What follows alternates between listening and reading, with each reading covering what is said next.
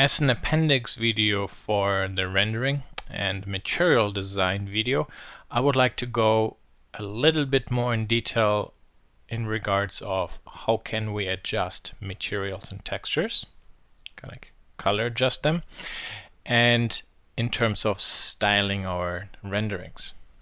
So what I mean with regards of adjusting textures and colors, if you compare my rendering and the photo, they're close, but the photo is still a tick better, and the photo particularly looks a little bit more refined. So why does it look more refined?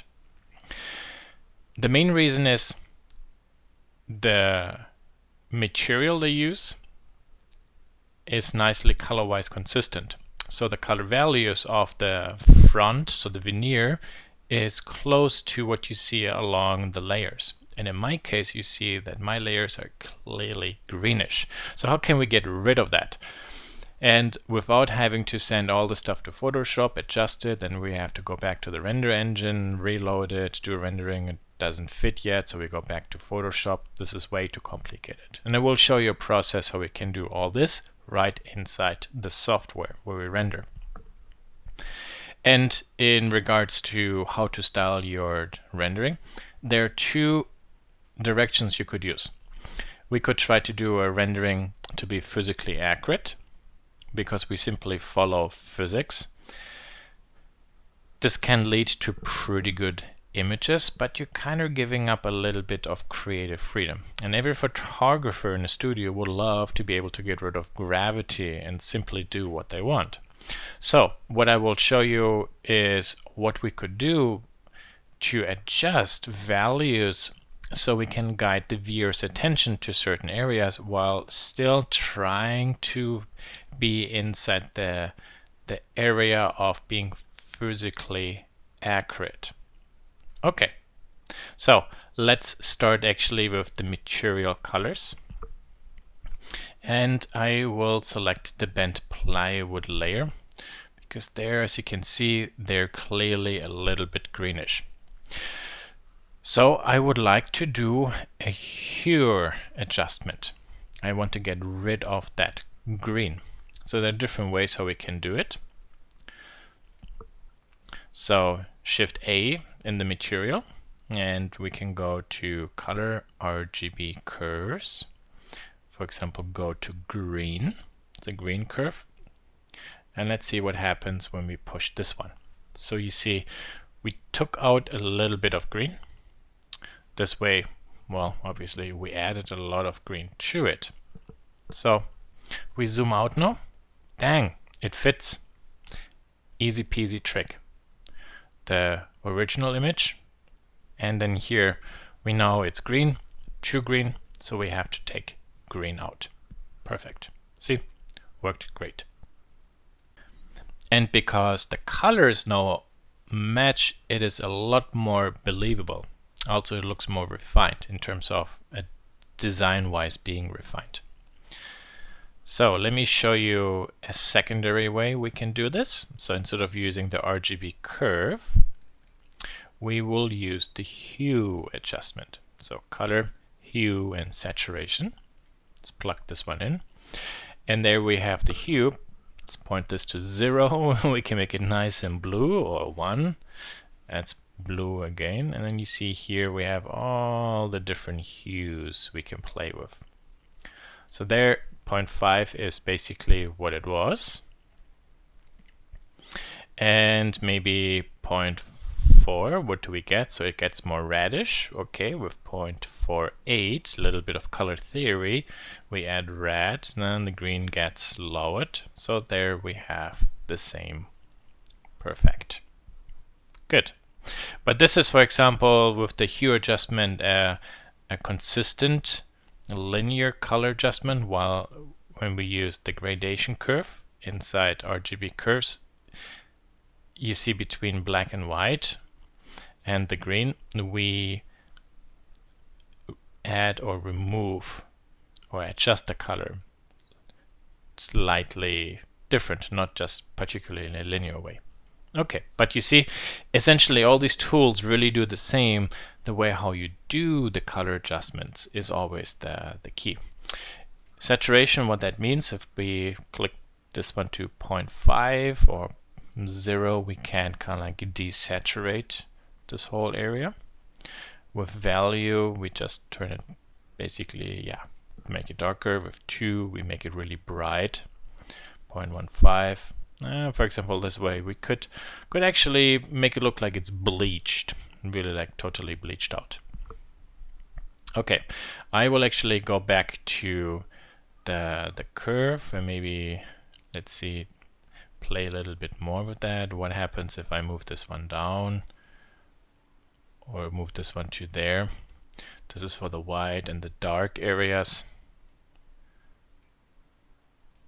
No, not much doing. So you see just a little bit was really enough to get it to work. Okay, good. Or no, let me just use the hue. Okay, so let's take a look at the veneer surface. This is nice and flat, and you see the wood grain there a little bit, and here the wood grain really sticks out. Visually it's distracting because I really pay attention to it. There's way too much contrast between the two types of the wood, so the rings and the other stuff. So how do I get rid of it? Well, maybe let's see what we can do with the hue or brightness and contrast. Let's see what happens there. So we increase contrast. Okay, what about 0.5? We remove contrast, and ooh, that looks actually interesting. But it also now looks a little bit bleached out, or there's some sort of a coating over it. So not really ideal. What happens if we add a little bit of brightness? Well, obviously it makes it brighter. And minus 0.5, well, it just makes it darker. So actually with the darker, that doesn't look too bad because it dark and the dark lines work better together than here, but that's also not really what I want. So Control X, let's get rid of it. Let's take a look at the next one. The hue and saturation, how can we maybe work with this one? And when you left mouse button, drag in there, and you hold the shift key, you can go in small steps, so like tens. So can we adjust the hue? Does this in any way help us? Not really, it seems to do the same, but what happens if we adjust maybe the saturation? There you see it's similar to the brightness and contrast. This starts to look a little bit faded. What about the value? And then it just gets darker. Okay, so also not perfect. So let's take a look at the RGB one. And so here I have black and here I have white, or bright and dark. If I bring the white over, you see then I brighten everything. If I bring it lower, then I make all the whites duller. If I, for example, bring this one up, then I make all the darks brighter. But you see, again, I'm kind of like bleaching out the piece. No, there's basically just white. Okay, so not really super duper. But what happens if maybe we add a little point and then we bend this a little bit? Then it gets darker, and this way, like this. What happens if we maybe add another one there and there? So this is actually too dark. What about this way? Now you see that based on how you can massage the curves, you can get different results. So what happens if we go to the red one and we take red out, or this way? Now we completely recolorize the part, so that's not really very helpful either. So we'll leave it where it is. So I guess in this situation, unfortunately, we would have to be able to really only select the dark areas and manipulate them. So let's see if there's still something we can do. Yeah, you know, maybe this way. So you see I have white and then my medium color. That's the reason why I made a click.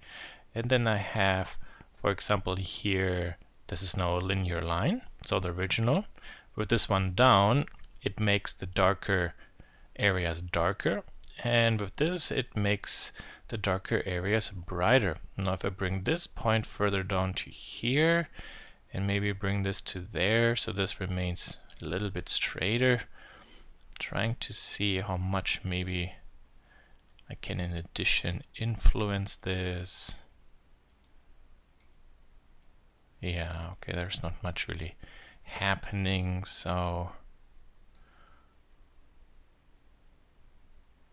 this seemed to be pretty okay. Like with photography, some people say, well, it's a bad photo, I can fix it in Photoshop. Well, and the same is kind of true also with a texture. If the texture is just crap, you can't really fix it in Photoshop. We can try to make it look a little bit better, but we can never really able to perfectly fix it. But if we now compare this to there, I lowered the contrast of these lines a little bit. But now you see the grain again looks a little bit too greenish, so let's go back to there. And let's take a look, maybe 0.8. Let's lower the saturation, 0.7.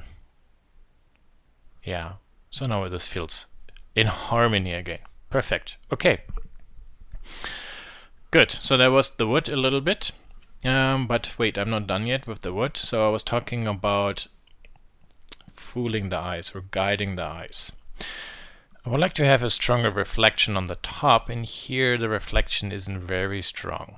So what's our tool of choice? For example, the math node. Plug it in, multiply. 0.1 is the same amount of reflection, 1.5, 50% more. It's maybe a tick too much. 1.25. See, a little bit more reflectivity. If we set this to 1, 1.5, 1.5 definitely feels a tick better. Good. Okay. Let's for the moment click on this one. There we also have a little bit of reflectivity. We also have a very small fillet here, or we should have. Where is it? I don't really see this. So, the bevel is turned off. That's the reason why I didn't see it. Okay. Let's take a look. Yeah. Okay. Now, if for example, we set the bevel to maybe 5, so it's a little bit rounder, we might get a better highlight. So it's not like dark and bright, but there's a small gradation that happens.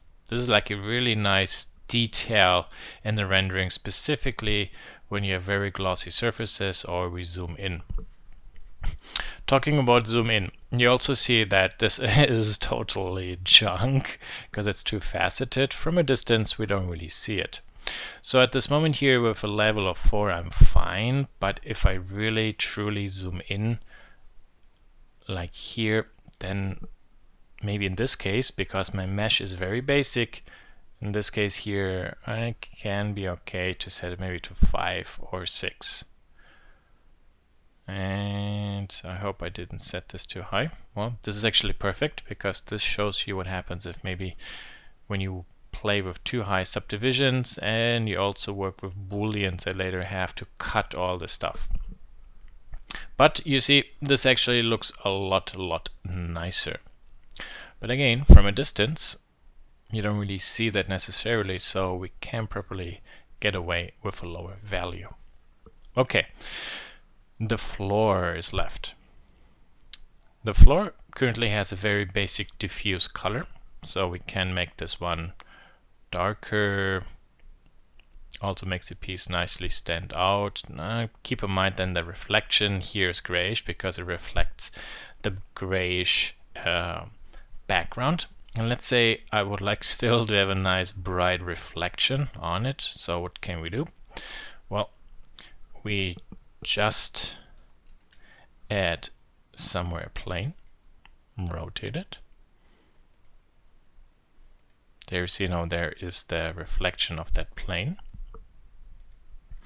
And this plane shows up in my rendering, which is not what I want. So I turn camera off, I turn diffuse off, shadow off, all the other stuff. But just for the glossy reflection, it can be there. Okay, perfect. Can I use this maybe somewhere else for it to show up? Nah, it doesn't do anything else much. Okay, good. But I don't want to have this gray rendering. I want to have a nice white background. So let's get back to here and set this to 0.8 for RGB. However, this being diffuse is a little bit bland. And you see there in the rendering there's a tiny bit of reflection. So I have, for example, here my glossy and Fresnel with the color mixer. And I can mix this one in. And now you see there is a little reflection on the ground. If I set this to 0, there you see the reflection being nice and clear for the roughness, 0.1. Then there it is actually more diffused, but right where the legs touch the ground we see a little bit, tiny bit of reflection. So pretty nice. I could play with the Fresnel effect to adjust a little bit the strength of the reflection based on the angle, but if what I see I like, then I could go ahead and add a math node, maybe with multiply, and for example 0.5, I can then take this effect and cut it down by 50%, because you can still see that there's a little bit of reflectivity. Something is just happening right under the legs. If I want to have that even stronger, well, you know, I can just, instead of 1, go to 2, or 0.5, make it half, or just use the default value. So there again, you know, you can render based on trying to be physically accurate. That's one thing. I mean, your stuff should look real, but also you should not feel being limited by it. So you should be able to maybe also play with it.